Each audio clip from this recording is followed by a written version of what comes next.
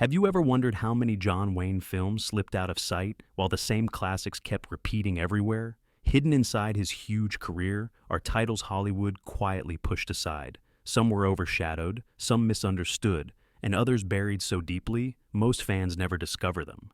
Yet each one reveals something surprising about Wayne himself. Because once you start digging into these forgotten films, you realize the real story is far bigger than the legend. Number 13. The Sea Chase, 1955. The strange thing about The Sea Chase is that it had everything going for it. Big studio backing, a dramatic ocean setting, and John Wayne in a darker role than usual. Yet the film slowly drifted out of public memory. Released in 1955, it follows Wayne as Captain Carl Ehrlich, a stern mariner guiding a crew through dangerous waters at the start of the Second World War. What makes this film unusual is the way Wayne plays the part. He is less of the confident cowboy and more of a focused ship commander carrying a heavy burden. Dorothy Lamour plays his passenger, adding tension between loyalty and survival as they try to stay ahead of pursuing forces. The movie was filmed across real ocean locations and used full-scale vessels, something studios rarely do today. Wayne's performance shows a controlled side of him that many fans never got to see because the film never reached the same spotlight as his westerns. Critics at the time did not know what to make of a story where Wayne is not the clear guiding force of the plot. The Sea Chase feels like a lost piece of Wayne's range, offering a different look at him as a performer. It is worth revisiting if you want to see Wayne step outside his usual rugged roles. Number 12. Reunion in France, 1942. Reunion in France from 1942 is one of those films Wayne fans rarely talk about, mostly because he is not the main star and the story unfolds more like a wartime romance than an adventure. Joan Crawford carries most of the film as Michelle, a wealthy woman learning hard truths during the Second World War. Wayne steps in as Pat Talbot, an American pilot she helps hide after he arrives in Paris under tense circumstances. The unusual part is seeing Wayne in a supporting position. He enters the story late, and his character does not shape the plot the way Wayne's roles usually do. Instead, he plays a man trying to keep his calm while surrounded by danger. The movie blends drama, suspense, and a bit of light charm, making it a curious entry in Wayne's early career. The production reflects Hollywood's wartime tone, filled with messages of courage and sacrifice. Yet audiences today barely know it exists. Wayne himself rarely mentioned it in interviews, and Crawford's star presence overshadowed everyone else. If anything, Reunion in France shows a rare version of John Wayne. Not the take-charge hero, but a character caught in a situation bigger than himself. For fans looking to see a new angle of his screen persona, this one is a hidden treasure. Number 11. Wake of the Red Witch, 1948.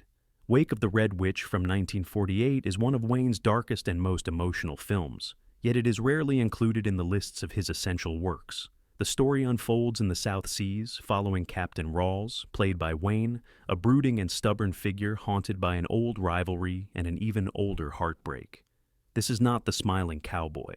This is a man battling regret, revenge, and choices that weigh heavily on him. The film is based on a popular novel of the time and includes themes of ambition, lost love, and inner conflict. Wayne delivers a deeper and more layered performance than what mainstream audiences usually associate with him. There is a large-scale underwater sequence, filmed with the best technology available in that era, making the movie visually bold for its time. Despite these strengths, the film faded from memory as Wayne's later westerns took over the spotlight. Hollywood never pushed this one forward, even though it shows him in a role filled with emotional weight. Wake of the Red Witch is a reminder that Wayne was capable of more than just frontier stories. It gives you a glimpse of the man behind the hero image, and that is what makes it so surprising for modern viewers. Number 10. Lady for a Night, 1942. Lady for a Night from 1942 is easily one of the most unusual films Wayne ever appeared in. Set in the world of New Orleans riverboats, it follows a businesswoman named Jenny as she tries to elevate her social status, with John Wayne playing her close friend and business partner. His character, Jack Morgan, is supportive, grounded, and unexpectedly charming in a calm and quiet way. The film mixes drama, Southern-style glamour, and a story about ambition. But the most interesting part is Wayne's place in it. He is not the center of the action. He is not leading a charge or facing a harsh landscape. Instead, he plays a steady figure in a social drama. Viewers who know him only from action roles might not recognize him at first because his character is built on conversation, loyalty, and subtle emotion. Hollywood did not promote this one heavily, and it disappeared under the weight of Wayne's bigger productions.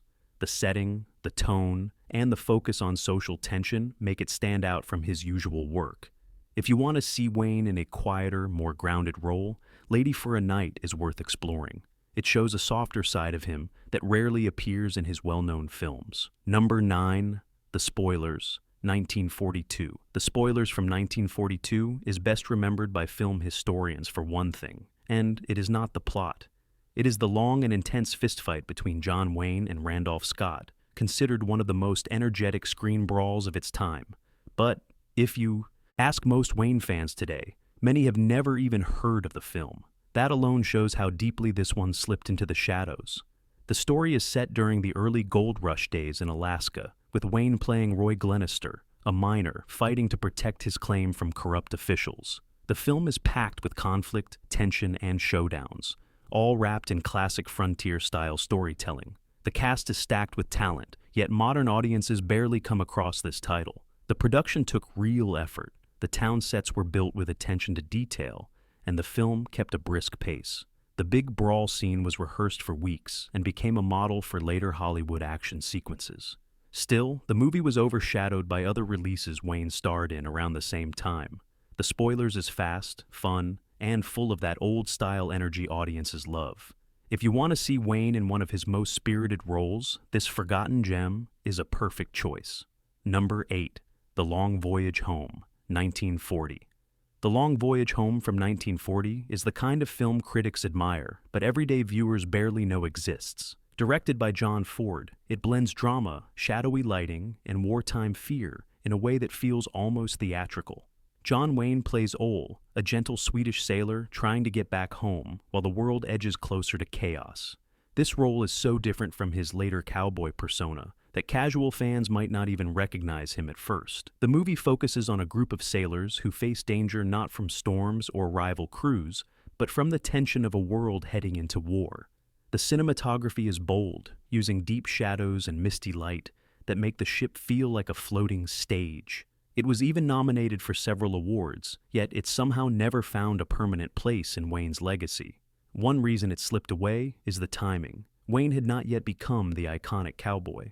Audiences who discovered him later rarely go back to this early gem, even though it shows a thoughtful and emotional performance. The Long Voyage Home offers a rare view of Wayne before the legend fully formed. It is quieter, more artistic, and surprisingly moving. For anyone wanting to see the roots of his craft, this film is a powerful reminder of his early depth.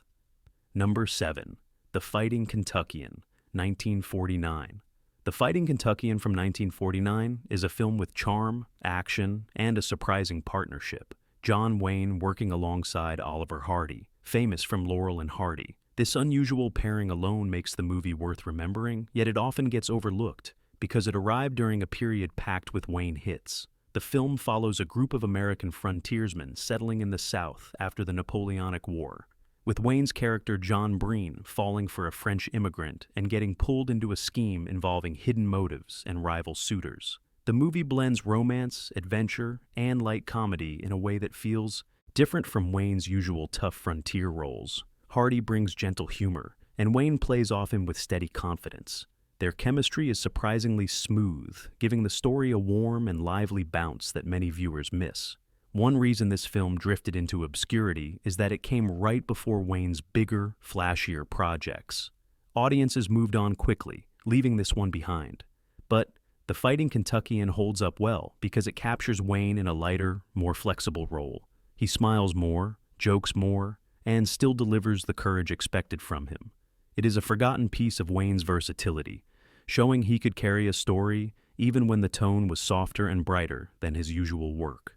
Number 6, Allegheny Uprising, 1939. Allegheny Uprising from 1939 had the misfortune of releasing the same year as Stagecoach, which became a major turning point in John Wayne's career. That timing alone buried it. Wayne stars as Jim Smith, a frontier rebel leading a group against corrupt traders who are harming settlers and stirring trouble with nearby communities. The film moves fast, filled with frontier tension, daring moves, and the constant question of who can be trusted. Claire Trevor stars alongside Wayne, bringing energy and grit to the story. Their chemistry, already proven in earlier films, gives the movie an emotional backbone. The interesting twist is that Wayne plays a character based loosely on real historical figures, showing a more grounded version of frontier resistance instead of the usual sweeping Western legend. Despite the engaging pace, the film never gained the attention it deserved. Stagecoach overshadowed everything released around it, and Hollywood quickly funneled Wayne toward a different image. Allegheny Uprising was left behind, rarely re-released and barely mentioned in most retrospectives. But the film remains important because it shows Wayne before the cowboy image fully solidified. He is sharper, more restless, and closer to real frontier figures than the later polished heroes he became known for. If you want to see the atmosphere of early Wayne cinema, this forgotten title is worth bringing back into the spotlight. Number 5, The Three Musketeers, 1933. The Three Musketeers, from 1933, is one of John Wayne's most surprising films because it hardly resembles the story people expect from the title. There are no French castles or royal duels. Instead, the movie transports the classic spirit into a desert adventure, with Wayne playing Lieutenant Tom Wayne, a pilot caught in a conflict involving smugglers, raids, and hidden enemies during a fight across North Africa. Wayne's character joins a group modeled loosely on the famed Musketeers, but this time they are members of the French Foreign Legion. The plot moves quickly, filled with ambushes, narrow escapes, and shifting alliances. It has the energy of a Saturday matinee, the kind that entertained audiences during the early days of sound cinema. One big reason the film faded away is simple. It was produced before Wayne became a household name. By the time his career skyrocketed, this early adventure looked nothing like the image Hollywood wanted to promote. It became a relic of a forgotten period, rarely shown, and often confused with other movies sharing the same title. Yet this film is a reminder of Wayne's experimental early years. He was trying different genres, different tones, and different styles before finding the signature roles that defined him. The Three Musketeers is a fun, light, and bold early step in his long journey to stardom. Number 4, Island in the Sky, 1953. Island in the Sky from 1953 is one of John Wayne's most gripping survival stories, yet hardly anyone outside dedicated fans has seen it. Based on real experiences from aviation writer Ernest K. Gann, the film follows Captain Dooley, played by Wayne, whose plane makes an emergency landing on a frozen stretch of the Canadian wilderness. What follows is a tense battle against nature, cold, and time, as the crew struggles to stay alive while rescue teams search for them. The film stands out because it treats survival seriously. There are no flashy stunts or easy escapes. The dangers are simple: cold, hunger, isolation. Wayne delivers a grounded performance filled with quiet determination instead of loud heroics. The ensemble cast helps deepen the tension, each member shaping the mood of fear and hope. For years, the movie became nearly impossible to find due to rights issues, which caused it to vanish from television and home media. Many fans grew up never knowing it existed. Only in recent years did restorations help bring it back, though it still remains one of Wayne's least discussed films. Island in the Sky shows Wayne in a vulnerable human role. No cowboy hat, no frontier standoff. Just a man trying to keep his crew alive. It is powerful, cold, and unforgettable once you see it. Yet Hollywood barely whispers its name. Number 3, Tycoon, 1940. Tycoon from 1947 is a sweeping adventure filled with mountain danger, engineering challenges, and romantic tension. Yet it rarely gets mentioned among John Wayne's major films. Wayne plays Johnny Monroe, an ambitious engineer hired to build a massive railway tunnel through the Andes. The job is tough, the conditions unpredictable, and almost every character around him has a different opinion about how things should be done. The story mixes workplace tension with a romance subplot involving the daughter of Monroe's demanding employer. Wayne takes on a more polished look here, playing a man trying to balance pride, passion, and pressure. The terrain used for filming was rugged, and cast members reportedly struggled through dangerous conditions to capture the visuals. All of this gives the movie a sense of grit that feels real. Despite the effort, the movie was overshadowed by other Wayne hits released around the same time. It was neither a classic Western nor a war epic, so Hollywood didn't keep it in the spotlight. Over time, it slipped into the background, remembered only by longtime fans. Tycoon deserves another look because it shows Wayne in a grand adventure that doesn't rely on frontier imagery. It is bold, romantic, and filled with the spirit of big ambitions.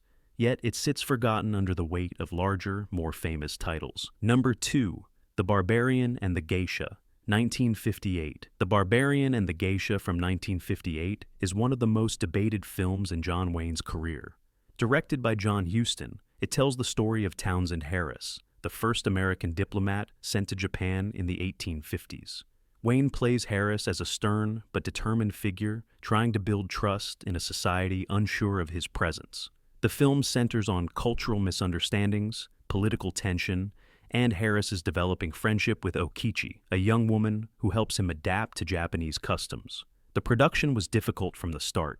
Huston and Wayne reportedly disagreed over how the story should be told, and their creative differences shaped the final result. The movie blends history, romance, and international diplomacy, making it very different from Wayne's usual action-packed roles. Because of its delicate themes and mixed reception, the movie slipped from public view. Many viewers skipped it entirely, assuming it was one of Wayne's lesser projects. Yet the film offers a rare portrayal of Wayne in a slow, thoughtful role where dialogue matters more than action. The Barbarian and the Geisha is a fascinating piece of Wayne's filmography. It shows him outside the frontier world and into a story built on communication, culture, and patience. It may be forgotten today, but it remains an important example of how far Wayne could stretch as a performer. Number 1, Rio Lobo, 1970. Rio Lobo from 1970 was meant to be a triumphant end to a trilogy of westerns directed by Howard Hawks, but it landed at a moment when audience taste had shifted. John Wayne plays Colonel Cord McNally, a former officer searching for the men who betrayed him during the war. The story jumps from a tense train ambush to a dusty frontier town filled with secrets, allies, and hidden motives. Wayne brings his seasoned presence to the role, but he is surrounded by a younger cast meant to attract new viewers. The film blends mystery, revenge, and frontier justice, yet it carries a quieter tone than Hawks' earlier westerns. Wayne moves through the story like a veteran who has seen too much but still refuses to back down. Despite its interesting themes, Rio Lobo struggled at the box office. By 1970, the era of classic westerns was fading, replaced by modern stories and new filmmaking styles. Hollywood let the film slip away, and it gradually became one of Wayne's least discussed works. Rio Lobo deserves attention because of what it represents. The final chapter of a long creative partnership, and a last look at Wayne in the type of role that made him a legend. It may be dusty, uneven, and overlooked, but it remains an important part of his late career. So, there you have it. 13 John Wayne films Hollywood left behind, each carrying a part of his story most fans never see. These forgotten titles show the risks he took, the range he rarely received credit for, and the roles that slipped through history's cracks. If one of them surprised you, tell us below. And remember to like, subscribe, and share. There's always another hidden chapter waiting to be uncovered.